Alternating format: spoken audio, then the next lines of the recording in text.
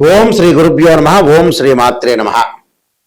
August 1వ తారీఖు నుంచి అక్టోబర్ 3వ తారీఖు వరకు కూడా రమారమి 64 రోజుల పాటు రాహు ధనిష్ఠా నక్షత్రంలో కుంభరాశిలో సంచారం చేయటం వల్ల ఎలాంటి ఫలితాలు జరగబోతున్నాయి? ఆగస్టు 1వ తారీఖున రాత్రి 12:44 నుండి రాహు ధనిష్ఠా నక్షత్రంలో కుజ నక్షత్రంలో కుంభరాశిలో సంచారం చేయటం వల్ల ఈ 64 రోజుల పాటు మేషాది ద్వాదశ రాశుల వాళ్ళకి ఎలాంటి ఫలితాలు జరగబోతున్నాయి? విదేశీయానము, వృత్తి, ఉద్యోగము, అలానే వ్యాపారము, అలానే విద్య, కోర్టు సమస్యలు, అలానే వాహనాలు కొనుగోలు చేయటం, రకరకాల వ్యాపారాలు, ఇళ్ళు కన్స్ట్రక్షన్స్, అలానే రుణాలు, లోన్లు, అప్పులు, ఇలాంటివన్నీ కూడా అంటే ఆరోగ్యపరంగా ఉండే ఇబ్బందులు, ఆరోగ్యం ఎలా ఉండబోతుంది, విదేశాలకు వెళ్ళబోతున్నారా, జాబ్ పరంగా ఎలా ఉండబోతుంది, ఇవన్నీ కూడా మేషాది ద్వాదశ రాశుల వాళ్ళకి ఏ విధంగా ఉండబోతున్నాయి, రాహు యొక్క బలం వల్ల ఎలాంటి ఫలితాలు జరగబోతున్నాయి, ఇవన్నీ కూడా గోచార రీత్యా చెప్పబడే ఫలితాలు అంటారు. This is the transit system అంటారు. అంటే ఈ 64 రోజుల పాటు రాహు యొక్క ప్రభావం ఏంటి, రాహు వల్ల మంచి జరుగుతుందా, చెడు జరుగుతుందా, ఎలాంటి ఫలితాలు వస్తాయి, మిశ్రమైన ఫలితాలు వచ్చే అవకాశం ఉందే, విదేశాలకు వెళ్ళగలుగుతున్నారా, కంపెనీ త్రూ వెళ్ళగలుగుతున్నారా, లేకపోతే మామూలుగా ఎడ్యుకేషన్ పరంగా వెళ్ళగలుగుతున్నారా, ఏ విధంగా ఉండబోతుంది? ఎందుకంటే శనివత్ రాహు అంటారు. అంటే శని ఇచ్చే ఫలితం ఏదైతే ఉంటుందో అదే ఫలితాన్ని రాహు ఇస్తున్నాడని అర్థం. సహజంగా గోచార రీత్యా ఏమిటి అని అంటే దీని యొక్క రిజల్ట్స్ ఏంటంటే, ఎవరైతే రాశి వాళ్ళు ఉంటారో ఆ రాశి దగ్గర నుంచి 3, 6, 11 స్థానాల్లో స్వఫలితాన్ని ఇస్తాడని, అలానే మిగతా స్థానాల్లో మిశ్రమైన ఫలితాలు, మిగతా స్థానాల్లో చెడు ఫలితాలను ఇచ్చే అవకాశం ఉంటుంది. మనం ఎలాంటి జాగ్రత్తలు తీసుకోవాలి, ఎలాంటి ప్లానింగ్ ఉండాలి, ఎలాంటి నిర్ణయాలు తీసుకోవాలి, ఎలాంటి పరిహారాలు చేసుకోవాలనేది మనం తెలుసుకుందాం. మేషాది ద్వాదశ రాశుల వాళ్ళకి ఎలాంటి ఫలితాలు జరగబోతున్నాయో ఒకసారి తెలుసుకుందాం. వృశ్చిక రాశి వారికి ఏ విధంగా ఉండబోతుంది? వృశ్చిక రాశి వారికి వచ్చేటప్పటికల్లా భార్యాబిడ్డల సంతతి మూలకంగా కూడా కొన్ని సమస్యలు కలిగే అవకాశాలు, కుటుంబంలో చికాకులు, అలానే మానసికంగా వేదన గురే అవకాశాలు, వాత రోగాలు, అలానే జంతువుల ద్వారా కూడా కొన్ని ఇబ్బందులు కలిగే అవకాశాలు ఉంటాయి. స్థిరాస్తులు ఏవైతే ఉంటారో అవన్నీ కూడా ఎవరికైనా తనఖా పెట్టే అవకాశాలు, క్రయ విక్రయాల స్థితి ఏర్పడే అవకాశాలు, ప్రయాణాలు, అలానే ప్రయాస, విఘ్నాలు, ధనం ఖర్చు అయ్యే అవకాశాలు ఎక్కువగా ఉంటాయి. అంటే ఫైనాన్షియల్ పరంగా డెవలప్మెంట్ అవుతున్నా ఏదో రకంగా అనవసరమైన ఖర్చులు వచ్చే అవకాశాలు ఎక్కువ ఉంటాయి.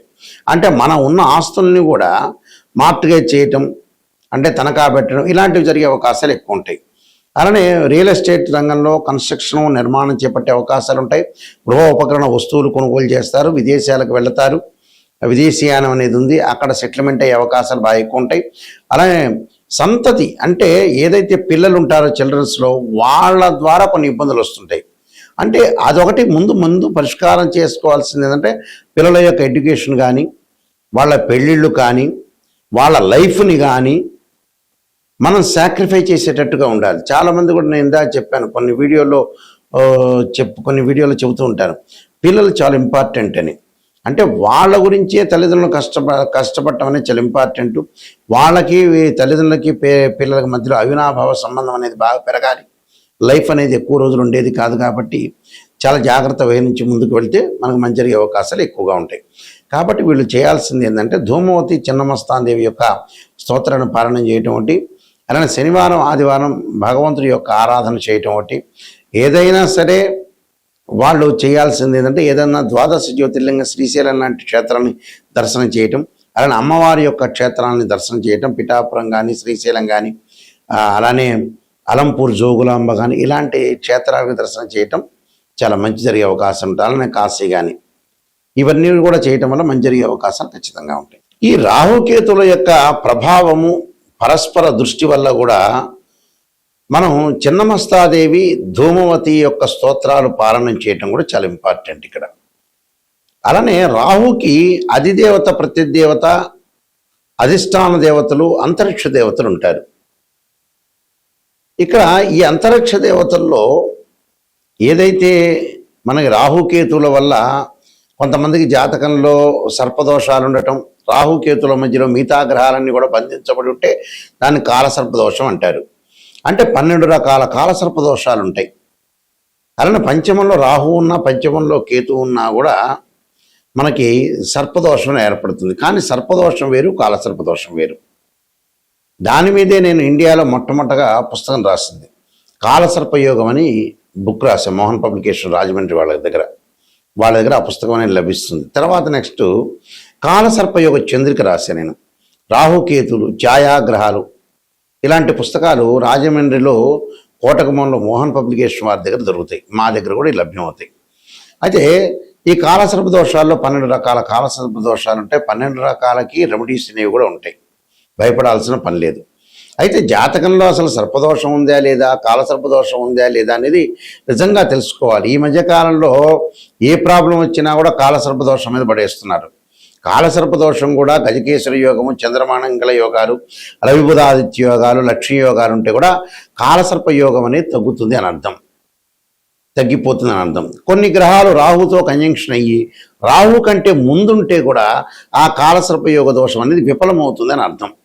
అంటే ఇవన్నీ కూడా తెలుసుకోవాలి. ఉంది అని అనుకుంటే ఎంబటే ఉంది అనేది కాదు, అక్కడ ఉందా లేకపోతే ఏదైనా ఎగ్జంప్షన్ అయిందా అనేది కూడా చూసుకోవాలి. ఇక్కడ రాహు వచ్చేటప్పటికల్లా సర్పదేవతను సుబ్రహ్మణ్య స్వామిని ఆరాధన చేయాలి. అంటే ఎలాంటి మంత్రాలు అంటే తత్పురుషాయుధే మహాసేనాయుధీమే తన్నో షణ్ముఖ ప్రచోదయాత్ అనే మంత్రాన్ని చక్కగా, అలానే నాగరాజాయుధే పృథ్వీధరాయుధీమే తన్నో సర్ప ప్రచోదయాత్ అనే మంత్రాన్ని చక్కగా చదువుకోవటం. అలానే శనివారం కానీ ఆదివారం కానీ 2 జంట సర్పాలను దానం చేయటం. అలానే ఓం నమో అస్తు సర్పేభ్య ఏకే చ పృథ్వీమనో ఏ అంతరిక్షే ద్వితీయేభ్య సర్పేభ్యో నమః అనే మంత్రాన్ని కూడా, అంటే అంతరిక్షంలో ఉండే సర్పాలకి, భూమి మీద ఉండే సర్పాలకి నమస్కారం చేస్తున్నాను దాని అర్థం. అలాగా ఈ వేదోక్త మంత్రం కూడా చక్కగా వచ్చిన వాళ్ళు చదువుకోవచ్చు, తప్పులేదు.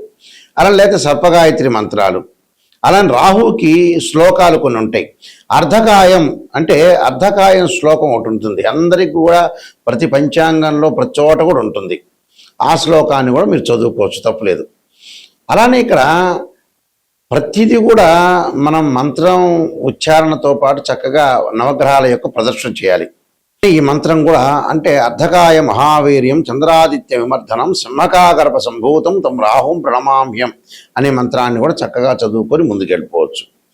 అలానే ఈ చిన్నమస్తాదేవి, ధూమవతి స్తోత్రాలు కూడా మనం పారాయణం చేసుకోవచ్చు చక్కగా. రాహు అధిష్టాన దేవతైన దుర్గా అమ్మవారిని కూడా కాత్యాయనాయుధే కన్యాకుమార్దీమే తన్నో దుర్గి ప్రచోదయాత్ అనే మంత్రాన్ని కూడా చక్కగా చదువుకోవడం మంచిది. ఎప్పుడైనా సరే ఒక ఆస్ట్రాలజర్ని అప్రోచ్ అయినప్పుడు నిజాన్ని తెలుసుకోవడం చాలా ఇంపార్టెంట్. ఇక్కడ చాలామంది కూడా ఏం చేస్తున్నారంటే ఏదో నిజాన్ని తెలుసుకోకుండా మన జాతకాన్ని అప్రోచ్ అయినప్పుడు ఏదో రకంగా ఒక పాజిటివ్గా చెప్పండి అనే వ్యక్తులు కూడా చాలామంది ఉంటారు. ఎక్కువ మంది ఈ ప్రపంచంలో జనాభాలు ఎక్కువగా పాజిటివ్ని ఆలోచన చేస్తారు. ఆ పాజిటివ్ ఆలోచన చేయటం వల్ల ఫెయిల్ అయిపోయారు. పాజిటివ్ ఎంతవరకు ఆలోచన చేయాలో దానికి కూడా ఒక లిమిట్ ఒకటి ఉంటుంది. ఎప్పుడైనా సరే ఒక నెగిటివ్ను మనం పాజిటివ్ చేసుకోవటం ఎలాగా, నిజం తెలుసుకోవటం ఎలాగా. నిజం అనేది నిప్పు లాంటిది, సత్య దూరం అంటారు. అంటే మనం ఎప్పుడు కూడా సత్యానికి దూరంగా ఉండకూడదు, నిజాన్ని తెలుసుకోవాలి. అసత్య ధోరణిలో ఉంటే మనం మోసం చేసుకున్న వ్యక్తులు అవుతాం. అందువల్లే మనిషి ఫెయిల్ కావటానికి ఎక్కడో తెలిస్తే ఎక్కడో కారణం కాదు. భగవంతుడు గ్రహాల కంటే ముందు ఫెయిల్ కావటానికి మనిషి ఏంటంటే అతను ఇన్ టైంలో వర్క్ చేయడు, నిజాన్ని తెలుసుకోలేడు. డబ్బులు దేనికి ఖర్చు పెట్టాలో దానికి ఖర్చు పెట్టకపోవటం కూడా ప్రాబ్లమే. ఇక్కడ మనిషి ఫెయిల్ కావటానికి నిజం చెప్పాలంటే భగవంతుడు సాక్షిగా నిజం చెప్పాలంటే ఫెయిల్ అయ్యేది ఏంటంటే మనిషి యొక్క వ్యక్తిత్వం ఫెయిల్ అవుతుంది. ఒక సైకలాజికల్గా ఎన్నో జాతకాలు మేము పరిశీలన చేసిన తర్వాత, ఎంతో మనుషుల్ని మేము రీసెర్చ్ చేసిన తర్వాత మేము వంశపారంపర్యంగా చెప్పేవాళ్ళం. మేము రీసెర్చ్ చేసిన తర్వాత తెలిసిన మెథడ్ ఏమిటి అంటే, ఒక మనిషికి 1,00,000 రూపాయలు ఉన్నాయంటే ఆ 1,00,000 రూపాయలకి ఒక అబ్బాయి పెళ్లి చేయాలంటే మ్యారేజ్ బ్యూరోలో డబ్బులు అడిగారని మ్యారేజ్ బ్యూరోలో డబ్బులు ఇవ్వలేకపోవటం, అదే 1,00,000 రూపాయలు పెట్టి సెల్ కొనటం, ఒక 10,000 రూపాయలు ఒక డాక్టర్ స్కానింగ్ రాస్తే స్కానింగ్ చేయకపోవటం, ట్యాబ్లెట్లు వాడకపోవటం, అదే 10,000 పెట్టి ఎంజాయ్మెంట్ చేయటం. అంటే వీళ్ళు అసలు సరైన దానికి ఖర్చులు చేయరు. ఎందుకంటే ఇప్పుడు అబ్బాయి పెళ్లి కావాలి, అమ్మాయి పెళ్లి కావాలి, చాలా ఇంపార్టెంట్. ఇక్కడ సంబంధ బాంధవ్యం ఇంపార్టెంట్. ఏది మనకి డబ్బులతోటి మన దగ్గర ఉన్న 10,000 దేనికి ఖర్చు పెట్టాలని తెలిసిన వాడే సూపర్ స్టార్. అంటే మన వాళ్ళు లేట్ చేస్తుంటారు, పెళ్ళిళ్ళప్పుడు లేట్ చేయటమే. 40 ఏళ్ళప్పుడు కూడా కొడుకు పెళ్లి చేయాలంటే ఆలోచన చేసే తల్లిదండ్రులు ఉన్నారు. 35 ఏళ్ళకు కూడా అమ్మాయి పెళ్లి చేయాలంటే డబ్బులు ఎందుకు ఖర్చు అవుతాయని ఆలోచన చేసే వ్యక్తులు ఉన్నారు. డాక్టర్ దగ్గరికి ఎందుకులే వెళ్ళటం అనే వ్యక్తులు చాలామంది ఉన్నారు. అంటే మన వ్యక్తిత్వమనే మనం ఫెయిల్ అవుతుందండి. అంటే నిజంగా అయితే భగవంతుడి మీద ఎక్కువగా పడేస్తున్నాం, కానీ నిజం చెప్పాలంటే మన వ్యక్తిత్వమే ఫెయిల్ అవుతుంది. వ్యక్తిత్వంలోనే అట్టర్ ఫెయిల్ అయ్యారు మనుషులు.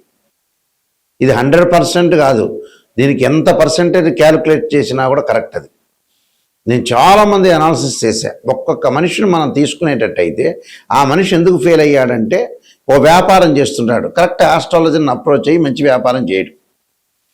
ఒకవేళ మన దగ్గర డబ్బులు ఉన్నాయనుకోండి, ఇల్లు కొనుక్కోండి, స్థలాలు కొనుక్కోండి అంటే కొనుక్కోడు, వడ్డీలకు ఇవ్వడానికి రెడీ అవుతాడు. ఫెయిల్ కావడానికి ఏమిటంటే ఇదే కారణాలు. 12 కాపురానికి 12 సూత్రాలలాగా వీళ్ళు ఫెయిల్ కావడానికి జీవితంలో, ఉద్యోగము, వ్యాపారంలో చేయాల్సిన పనులు చేయరు వీళ్ళు. చాలామందిని మేము చూసాం, ఎన్నో కోట్ల రూపాయలు పెట్టుబడులు పెడుతుంటారు, ఎవరికో ఇస్తుంటాడు, తన కూతురు పెళ్లి కూడా చేయలేడు.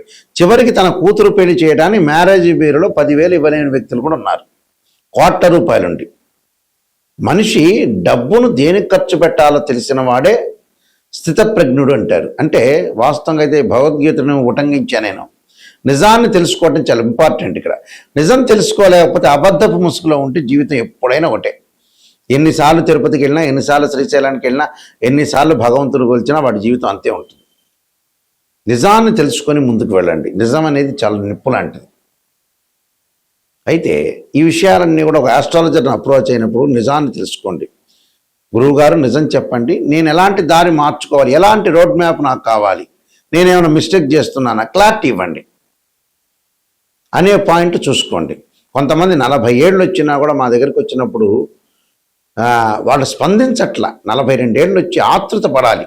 తల్లికి 70 ఏళ్ళు వచ్చి కొడుకును పెళ్లి చేయాలన్నప్పుడు ఒక ఎగ్జాంపుల్ మొన్ననే వచ్చింది. ఆమె అసలు ఆతృతే లేదు. ఆమె ఇంకా బతుకుంటుంది అని అనుకుంటుంది, 100 ఏళ్ళు 200 ఏళ్ళు. అబ్బాయికి పెళ్లి చేయాలి, నా వయసు తీరిపోతుందనే మూమెంట్ అసలు వాళ్ళకి అసలు ఏంటని తెలియట్లేదు అసలు, ఎందుకునో మరి. ఆశ్చర్యకరమైన విషయాలు ఇవన్నీ కూడా నిజం చెప్పాలంటే.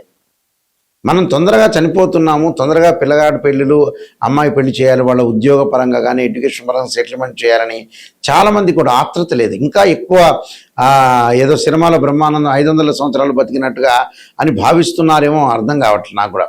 ఎందుకంటే 60 ఏళ్ళు రాగానే వెంబటే బ్యాగు సర్దుకొని రెడీగా ఉండాల్సిందే మనిషి.